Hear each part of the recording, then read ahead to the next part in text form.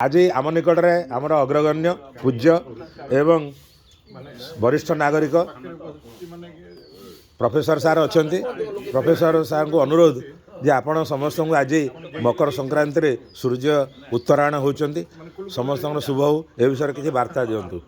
आज मकर संक्रांति भाई माने आज मकर संक्रांति आज पूरा भल शुभ दिन राशिफल बाहर आ मोर धनु राशि आउ समस्ते भल रहतु नववर्ष ये मोर समस्त आशीर्वाद मु समस्त नमस्कार करूँ। बहुत धन्यवाद आपण नमस्या आपण भी एमती सुंदर स्वास्थ्य रही था एवं एभली भाव में युवक सुलभ चपलतार था यह आमर कामना।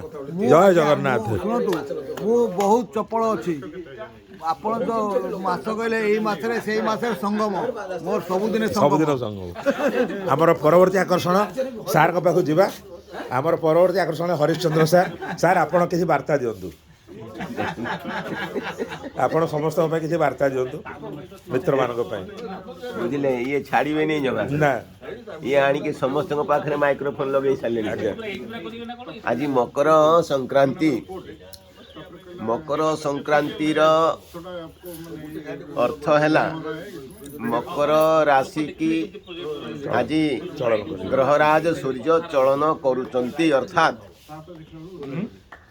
एटा आमर हिंदू मतरे किंबा काल्पनिक मतरे दुईटी रेखा पृथ्वी रे आमर अच्छी गोटे हूँ मकर क्रांति गोटे हूँ कर्कट क्रांति।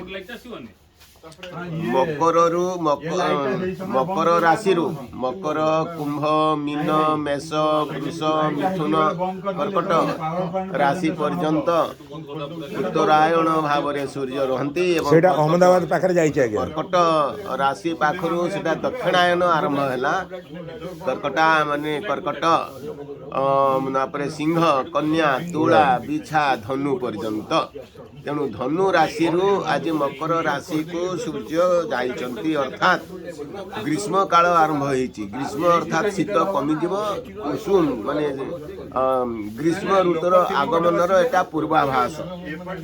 तो ग्रीष्म ऋतु तो आसीबो नै ता पूर्वरु बसंत आसीबो बसंत ऋतुर एटा होची पूर्वाभास।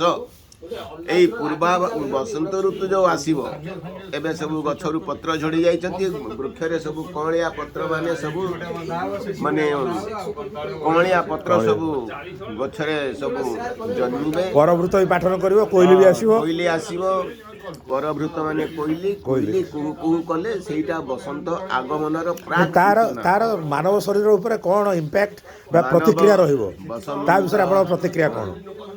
बसंत बसन बस महाजम करे बसंत बसंत पक्षी बसंत वृक्ष जे कवि सम्राट उपेन्द्र भंज कहले कहले बसंत ऋतु कौन होची बसंत बसंत बसंत बसंत पक्षी बसंत वृक्ष जे बसंत ऋतु बसंत रूपक पक्षी कि हलदिया पक्षी बसंत वृक्ष माने आंब वृक्ष रे बसिकी कुहू कुहू राब करुअछि अर्थात स्वागत करुअछि वेलकम वेलकम बसंत को से वेलकम करुछि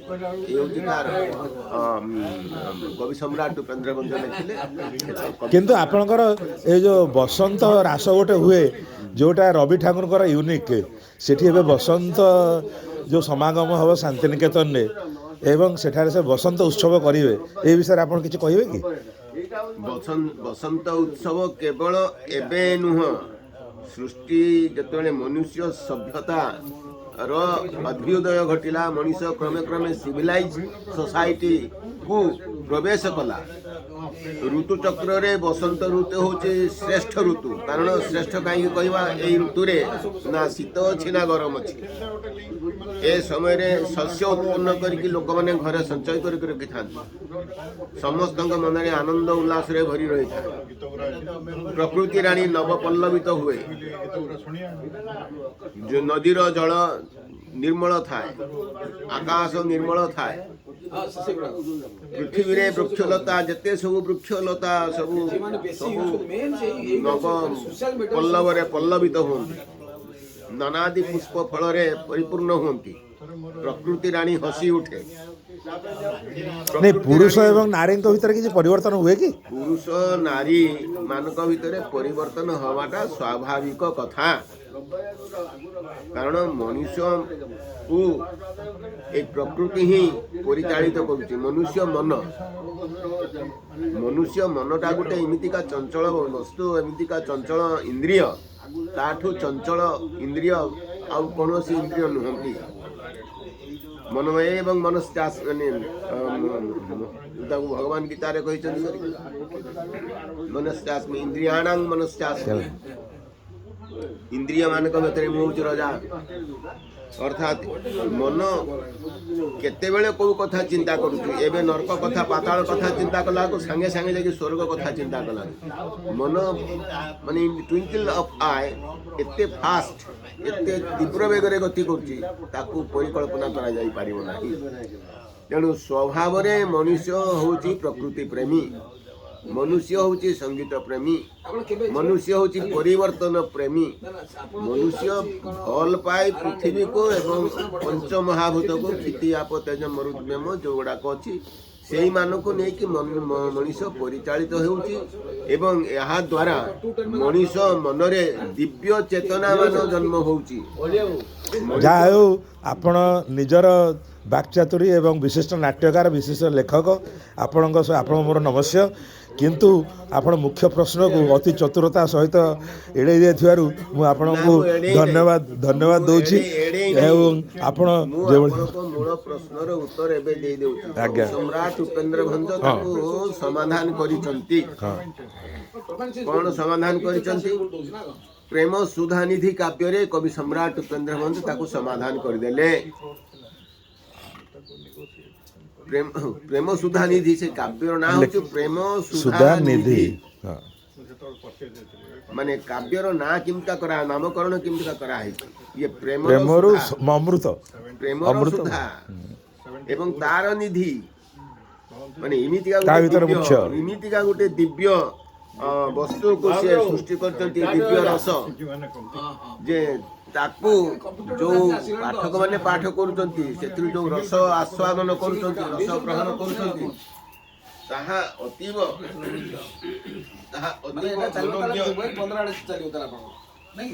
ଅତୀବ ମନୋଜ୍ଞ, ହୃଦୟ ସ୍ପର୍ଶୀ ଏବଂ ଲାବଣ୍ୟ ତତ୍ତ୍ୱର ମନବୋଧକର ଜିନିଷ।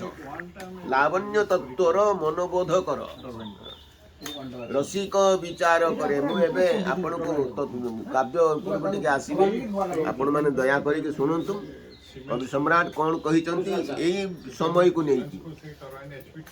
ରସିକ ବିଚାର କରେ, ରାଗ ଚୋଖିରେ ହେଇଛି, ଚୋଖିରେ ଗାନ କରିବାକୁ ସମୟ ଲାଗିବ, ମୁଁ କେବଳ ପଦ ପଢି ଦଉଛି। ରସିକ ବିଚାର କରେ, ଦୀପ ଦାନ କାର୍ତ୍ତିକରେ, ପ୍ରୟାଗେ ସ୍ନାନ ମକରେ, ଯେହୁ ନ କରେ ମିଶେ କି ସେ ଆଲୋକରେ, ଉତ୍ତମ ରାମା ଅଙ୍କରେ, ଘେନିବ ସେ ପଲଙ୍କରେ, କି ହିମ କରେ, ପୂର୍ବେ ସେ ବି ଥିଲେ ଶଙ୍କରେ, ସେ ଫଳୁ ଧରି ଉରଜ ଶ୍ରୀଫଳ କରେ। ଏଟା ରାଗ ଚୋଖିରେ ଅଛି। ରାଗ ଚୋଖି ଅତି ମାଧୁର୍ଯ୍ୟପୂର୍ଣ୍ଣ। ସେ ରାଗରେ ଗାଇଲେ ମାନେ ମନୁଷ୍ୟର ତନ୍ଦ୍ରାଜାତ ହବ, ମନମୁଗ୍ଧ ହବ ଏବଂ ତନ୍ମୟତା ଭାବ ଜାତ ହବ। ରସିକ ଏଇ ବସନ୍ତ ଋତୁ ଆଗମନକୁ ଦେଖିକି ବିଚାର କରୁଛି ଯେ ମନୁଷ୍ୟର ଭାଗ୍ୟ ପରିବର୍ତ୍ତନ କେତେବେଳେ ହୁଏ। ଦୀପଦାନ କାର୍ତ୍ତିକରେ, କାର୍ତ୍ତିକ ପୂର୍ଣ୍ଣିମାରେ ଯଦି ଦୀପଦାନ କରିନଥିବ, ଆଉ ପ୍ରୟାଗେ ସ୍ନାନ ମକରେ, ଆଜି ପରା ଦିନରେ ଯଦି ପ୍ରୟାଗରେ ବୁଡ଼ ପକେଇ ନଥିବ, ମିଶେଇକି ସେ ଆଲୋକରେ, ଦିବ୍ୟ ଆଲୋକ, ଦିବ୍ୟ ଚେତନାର ତାର ଉଦ୍ଭୁଦୟ ହବ ନାହିଁ। ତେଣୁ ଯଦି ତାର ପୁଣ୍ୟ ନାହିଁ, ଉତ୍ତମ ପତ୍ନୀ ଲାଭ କରିପାରିବ ନାହିଁ। ତେଣୁ ଉତ୍ତମ ପତ୍ନୀ ଲାଭ ନ କଲେ ତାର ଜୀବନ ନିରର୍ଥକ।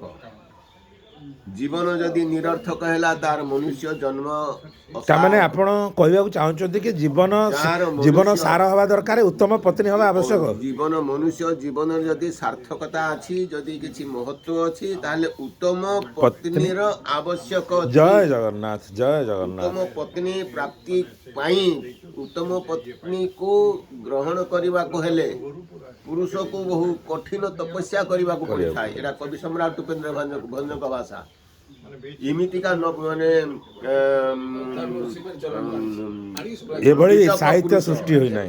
ମାନେ ବିଟପ ଦୁଶ୍ଚରିତ୍ର ଲମ୍ପଟ ପୁରୁଷ କୁ କେବେ ଉପେନ୍ଦ୍ର ଭଞ୍ଜ ତାଙ୍କ ସାହିତ୍ୟରେ ସ୍ଥାନ ଦେଇନାହାନ୍ତି। ତଥାପି ମୁଁ ଆପଣଙ୍କୁ ଟିକେ ରୋକିବାକୁ ଚାହୁଁଛି, ଆପଣ ଶ୍ରୀକୃଷ୍ଣଙ୍କୁ କେଉଁ ସ୍ତରକୁ ନେବେ? ସିଏ ନାରୀ ଭକ୍ତ ଥିଲେ, ସିଏ ଲମ୍ପଟି ତାଙ୍କୁ କୁହାଯାଏ ସାହିତ୍ୟରେ, ଏବଂ 16,000 ଗୋପ ନାରୀ ବରିଲେ ମୋତେ ତପ କରି ଗୋବିନ୍ଦ ବିଚାରନ୍ତି ମନେ ଆଜର ମିବା ବୃନ୍ଦାବନେ। ଏହା ଉପରେ ବିଶିଷ୍ଟ ନାଟ୍ୟକାର ହରିଶ୍ଚନ୍ଦ୍ର ସାରଙ୍କର କ'ଣ ମତାମତ? ଓಂ କ୍ଲିଂ କୃଷ୍ଣାୟ ଗୋବିନ୍ଦାୟ ଗୋପୀଜନ ବଲ୍ଲଭାୟ ନମଃ। ସେ ଲୀଳାମୟ କୃଷ୍ଣ ଭଗବାନ କୃଷ୍ଣଙ୍କୁ ଏତେ ସହଜରେ ବୁଝି ହେବ ନାହିଁ। ଭଗବାନ କୃଷ୍ଣଙ୍କୁ ଏତେ ସହଜରେ ବୁଝି ହେବ ନାହିଁ। ଏ ସ୍ୱଳ୍ପ ଜ୍ଞାନ ମଧ୍ୟରେ ମୁଁ ପ୍ରଥମେ କହିବାକୁ ଯାଉଛି, ଭଗବାନ ଶ୍ରୀକୃଷ୍ଣଙ୍କୁ ଏ ସ୍ୱଳ୍ପ ଜ୍ଞାନରେ ବୁଝି ହେବ ନାହିଁ କିମ୍ବା ସିଏ ବୋଧଗମ୍ୟ ମଧ୍ୟ ହେବେ ନାହିଁ। ତ ତାଙ୍କୁ ଲମ୍ପଟି କାହିଁ କୁହାଯାଏ? ଲମ୍ପଟି ସିଏ ଆଦୌ ନୁହନ୍ତି। କିନ୍ତୁ କୁହାଯାଇଛି, କୁହାଯାଇଛି ଇଏ ହେଉଛି ଅଜ୍ଞତାର ଏକ ରାଧା ନିଜେ କହିଛନ୍ତି ଲମ୍ପଟି ଦାମୋଦର ତୁ ଆସିଲୁ। ରାଧା ଭଳିଆ ଲୋକ କହିଛନ୍ତି। ଲୌକିକ କ୍ରିୟା ଏଗୁଡାକ ଲୋକାଚାର। ମାନେ ଆମ ଆପଣ ଲୋକାଚାର। କଲେ ଆପଣ କୃଷ୍ଣ କିଏ? କର୍ଷୟତି ଇତି କୃଷ୍ଣ। ଆକର୍ଷୟତି ଇତି କୃଷ୍ଣ। କୃଷ୍ଣଙ୍କୁ ନାମ ଗାର୍ଗ ଋଷି ଦେଇଥିଲେ, ହିଁ ହେଉଛନ୍ତି କୃଷ୍ଣ। କାରଣ ତାଙ୍କୁ ଯେତେବେଳେ ସେ ପ୍ରଥମେ ଦେଖିଲେ, ସେ ଜନ୍ମ ହେବାର ଯେତେବେଳେ ତାଙ୍କୁ ନାମକରଣ କରିବାର ଯେଉଁ ସମୟ ଉତ୍ପନ୍ନ ହେଲା, ସେହି ସମୟ ଯାକେ ଯେତେବେଳେ ତାଙ୍କୁ ଦେଖୁଛନ୍ତି ଗାର୍ଗ ଋଷି, ତାଙ୍କୁ ଆକର୍ଷିତ କଲେ। କିଏ? ଭଗବାନ କୃଷ୍ଣ। ନାଇଁ, ଆପଣ ଯଦି ଶୁଣନ୍ତୁ, କୃଷ୍ଣ ଗୋଟିଏ ମିନିଟ୍ ନେବି। କୃଷ୍ଣ ଯଦି ଗୋପୀଙ୍କର ବସ୍ତ୍ରହରଣ କଲେ କଦମ୍ବ ମୂଳରେ ବସି, ତାହେଲେ ଆପଣ କହିବେ ସେଟା ଭଲ। ଯଦି ନାୟକ ବାବୁ ଦାମନ ଯୋଡ଼ିରେ ଖାଲି ଦେଖିଦେଲେ ବାଳିକାମାନଙ୍କୁ, ଆପଣ କହିଲେ ଯେ ନାୟକ ବାବୁ ଦେଖିଲେ, ଏ ଆପଣଙ୍କର ପ୍ରତିକ୍ରିୟା କ'ଣ? କୃଷ୍ଣଙ୍କର ଯୋଉ ଅବତାର ପୁରୁଷ, ସିଏ ତାଙ୍କର ଅବତାର ହବା ପୂର୍ବର ଇତିହାସ ଅଛି, ପୂର୍ବର ସବୁ ତଥ୍ୟ ମାନ ଅଛି, ପୂର୍ବର ସବୁ କାହାଣୀ ମାନ ଅଛି, ପୂର୍ବର ସବୁ ତତ୍ଵ ମାନ ଅଛି। ନାଇଁ ସାର୍, ବିନୋଦ ବିହାରୀ କୃଷ୍ଣଙ୍କର ଜଣେ ଅଂଶ ନା ନାହିଁ? ଅଂଶ ନିଶ୍ଚିତ ଭାବରେ। ତାହେଲେ ସେ ଅଂଶ କେବଳ ବିନୋଦ ବିହାରୀ ନୁହନ୍ତି, ପ୍ରତ୍ୟେକ ମନୁଷ୍ୟ ଦେହରେ କୃଷ୍ଣଙ୍କର ଅଂଶ ଅଛି, କୃଷ୍ଣ ଚେତନା ଅଛି। ତାହେଲେ କୃଷ୍ଣ ଚେତନାରେ କୃଷ୍ଣ ଲୀଳା ସେ କରିପାରିବେ? କୃଷ୍ଣଙ୍କର ଲୀଳା, କୃଷ୍ଣଙ୍କର ଚେତନା, କୃଷ୍ଣଙ୍କର ଅଂଶ ଟିକେ ନଥିଲେ, ଯଥା ଦେବେ ତଥା ମାନବେ, ଦେବତାଙ୍କର ଅଂଶରୁ ମଣିଷ ଜନ୍ମ ହେଇଛି। ଆପଣ ଭାବନ୍ତୁନି ଯେ ଦେବତା ଆମଠୁ ଗୋଟେ ଅଲଗା ପୃଥକ। Human also is a form of God. ମନୁଷ୍ୟମାନେ ମଧ୍ୟ ଭଗବାନଙ୍କର ଗୋଟେ ଗୋଟେ ଆକୃତି ଏବଂ ତାଙ୍କର ସେ ଯାହା ହଉ, ମୋର ସମୟ ସରି ଆସୁଛି। ଆପଣ ଆମକୁ ଏଭଳି ଆଶୀର୍ବାଦ ଦେଇଥାନ୍ତୁ। ଆଜି ମକର ସଂକ୍ରାନ୍ତି, ସବୁଠୁ ବଡ଼ ସଂକ୍ରାନ୍ତି ହେଇଥିଲା, ଯେଉଁ ଦେବତା ଏବଂ ଦାନବ ମିଶି ଅମୃତ ପାଇଁ ସମୁଦ୍ର ଉପରେ ଘର୍ଷଣ କରିଥିଲେ, ଯେଉଁଠୁ ମୋହିନୀ ବାହାରିଥିଲେ, ଏବଂ ସେଠୁ କିନ୍ତୁ ହଳାହଳ ପିଇଲେ ଶିବ, କିନ୍ତୁ ଅମୃତ ପିଇଲେ ଦେବତା। ମୋହିନୀ କିନ୍ତୁ ଯାଇକରି ଦେବତାମାନଙ୍କୁ ଦେଲେ। ଏହା ମୋ ମନରେ ପ୍ରଶ୍ନ ଅଛି, କିନ୍ତୁ ଆଜି ଏଠି ରଖୁଛି। କିନ୍ତୁ ରାହୁ ପିଇ ଦେଇଥିଲା, ତାକୁ ଚକ୍ର ହୋଇ ତାକୁ ଦିବାହ କରିଦେଲେ। ଏସବୁ ପ୍ରଶ୍ନ ମୋ ମନରେ ଅଛି, କିନ୍ତୁ ଆମେ ପରବର୍ତ୍ତୀ ସମୟରେ କାଲି ଏଇଟା ଆଲୋଚନା କରିବା। କାଲି ଯେତେବେଳେ ଆମେ ପ୍ରକୃତ ଶିଶୁର ଋତୁରେ ପ୍ରବେଶ କରିବା। ଆପଣଙ୍କୁ ଅଶେଷ ଧନ୍ୟବାଦ। ଜୟ ଜଗନ୍ନାଥ, ଜୟ ଜଗନ୍ନାଥ। ଏଗୁଡାକ ସବୁ